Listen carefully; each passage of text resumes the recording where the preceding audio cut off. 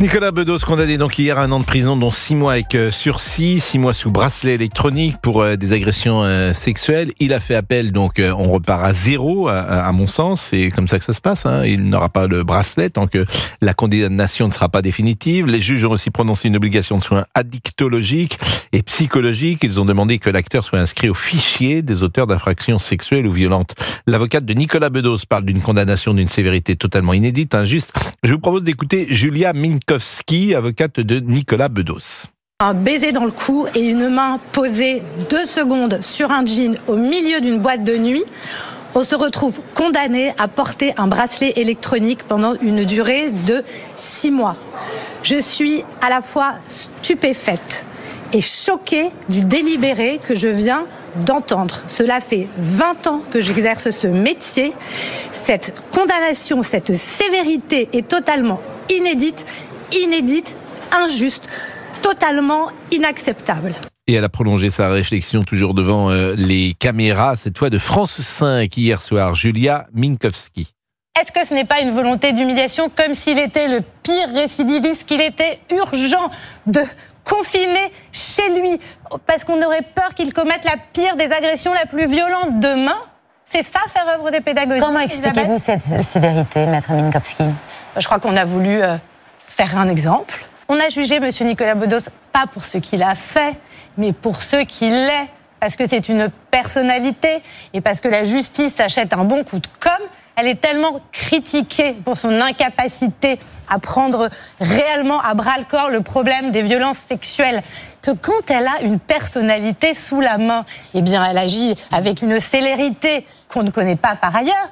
Elle condamne dans des conditions absolument extraordinaires et critiquables et avec ce type de peine. Bon, je ne sais pas. Alors, je disais tout à l'heure, a priori, comme il a fait appel, il n'est pas confiné chez lui avec un bracelet électronique. En toute logique. J'espère qu'on pourrait avoir d'ailleurs cette précision. Vous êtes assez nombreux depuis hier à réagir sur ce thème et nous sommes avec qui? Avec Hélène, Hélène du Cap d'Aille, qu'on a eu l'autre jour. Bonjour chère Hélène et merci d'être avec nous.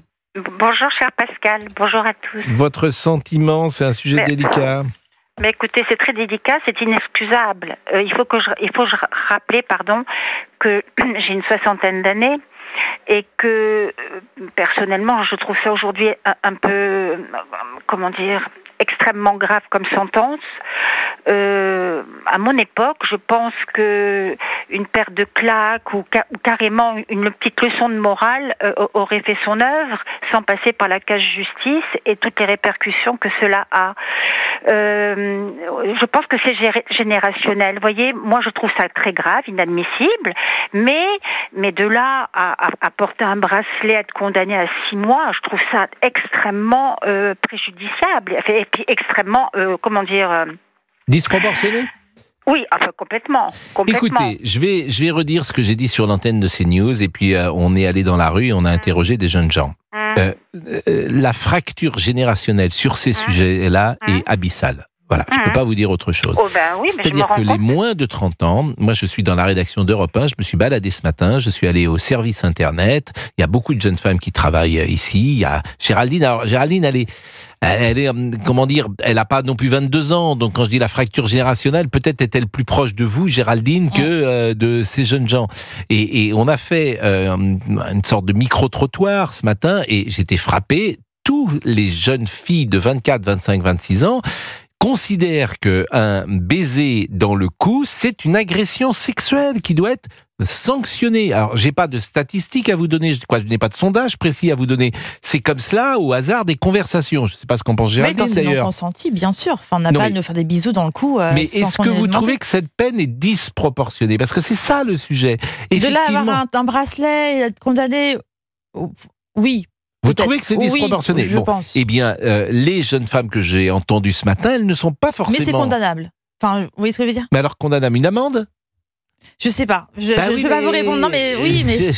on n'a pas à faire un bisou dans le cou à une femme qui n'est pas d'accord. Mais je suis d'accord avec vous. Je suis d'accord avec vous. Je ne peux pas vous dire autre chose. D'ailleurs, il n'y a même pas de discussion. Et le baiser dans le cou, ajouter une main posée sur le sexe avec un jean, la jeune femme portait un jean, mais c'est ce que je disais ce matin, comment exprimer une surprise après la condamnation de Nicolas Bedos. Comment exprimer une surprise quant à la sévérité de la peine sans condamner ces gestes, ni minimiser leurs conséquences, ou encore contester la prise de conscience salutaire, bien sûr, que la séquence MeToo a opéré sur les esprits. C'est ça la difficulté dans ces temps qui ont proscrit la nuance, chère Hélène. Mais vous, par exemple, est-ce que quelqu'un vous a embrassé dans le cou alors que vous ne le souhaitiez pas ? Je n'en ai pas le souvenir, mais quand bien même un homme m'aurait embrassé un peu ivre dans une boîte de nuit, j'en aurais pas fait tout un cirque. Je lui aurais dit, attends, excuse-moi, mais on se connaît pas. Et voilà, moi j'aurais réglé le problème en direct, sans aller porter plainte pour viol. Enfin, je sais pas, agression sexuelle, c'est pas une agression sexuelle que d'avoir un baiser dans le cou. C'est vécu comme ça aujourd'hui. Qu'est-ce que vous voulez ? Et d'ailleurs, il est au fichier des auteurs d'infractions sexuelles ou violentes. Mais j'entends ce que vous dites. Alors moi, ce que je voudrais, peut-être, vous savez, il y a une jeune auditrice qui nous appelle régulièrement, qui est à Sciences Po, d'ailleurs. On ne l'a pas eu, d'ailleurs, me semble-t-il, depuis le 28 août. Non, on ne l'a pas eu. Ça serait intéressant d'avoir une personne sur ce sujet d'une autre génération. Marine, de mémoire. Elle s'appelle Marine, donc je crois qu'on peut essayer de l'appeler, parce que le témoignage d'Hélène du Cap d'Aille, il est représentatif, bien sûr, mais le monde a changé, Hélène. Moi, je suis ennuyé là-dessus, parce que d'abord, il y a des choses qui n'arrivent qu'à certains hommes, disons-le. Hélène, il y a des gens qui n'ont jamais de leur vie tenté d'embrasser dans le cou une femme qui n'était pas consentante. Des sous. Excusez, vous m'entendez là ? Oui, mais si vous êtes sous, c'est une solution agréée. C'est une solution. Il était sous dans une boîte de nuit. Bon, alors aujourd'hui, donc ça veut dire que si une jeune fille, par exemple, un jeune homme met la main sur l'épaule ou quoi que ce soit. Non, la main sur l'épaule, c'est pas la même chose. Vous voyez, c'est pas pareil, non, c'est pas la même chose. C'est pas la bouche qui vient faire un baiser dans le. D'abord, faut pas toucher. La réponse est claire. On ne touche pas une femme qui n'est pas consentante. Bien sûr, tu touches pas les cheveux de quelqu'un. On peut avoir, un geste amical sur une épaule. Mais là, il n'y aura pas de souci. Oui, si vous avez un geste amical sur une épaule. Oui, mais à la limite, on confond tout. Là, aujourd'hui, écoutez, il n'y a pas une femme. Si par exemple, vous travaillez avec quelqu'un, que cette femme a un chagrin important parce qu'elle vient d'apprendre une mauvaise nouvelle et que vous lui faites un geste sur l'épaule ou sur le bras, elle ne va pas aller porter plainte pour viol. Non. Vous en savez, ce sera peut-être mal interprété. Qu'en savez-vous, Pascal ? Mais vous savez, on mélange tout aujourd'hui. C'est terrible. On ne sait plus comment se comporter. Enfin, les hommes, je plains les hommes qui ne savent plus se comporter. Parce qu'il y a des hommes très bien. Je ne partage pas votre avis. Je vous assure, je ne partage pas votre avis. Moi, je suis dans une rédaction, mais il n'y a aucune ambiguïté dans les rapports que j'ai avec les femmes. Je n'aime pas particulièrement Bedos, mais là, sur le coup, le truc, c'est que c'est l'alcool. Cet alcool fait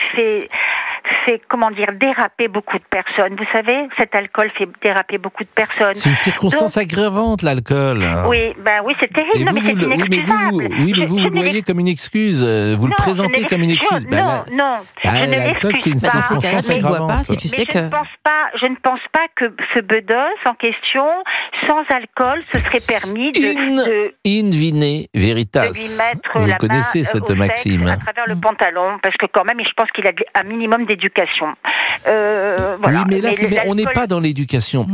Il y a des hommes, on n'est pas dans l'éducation. Il y a des hommes qui se croient tout permis. Et notamment, alors, je vais dresser le portrait robot, et ça ne concerne pas forcément Nicolas Bedos. Mais il y a des gens qui considèrent qu'ils ont plus de talent que les autres, donc tout est permis parce qu'ils ont plus de talent.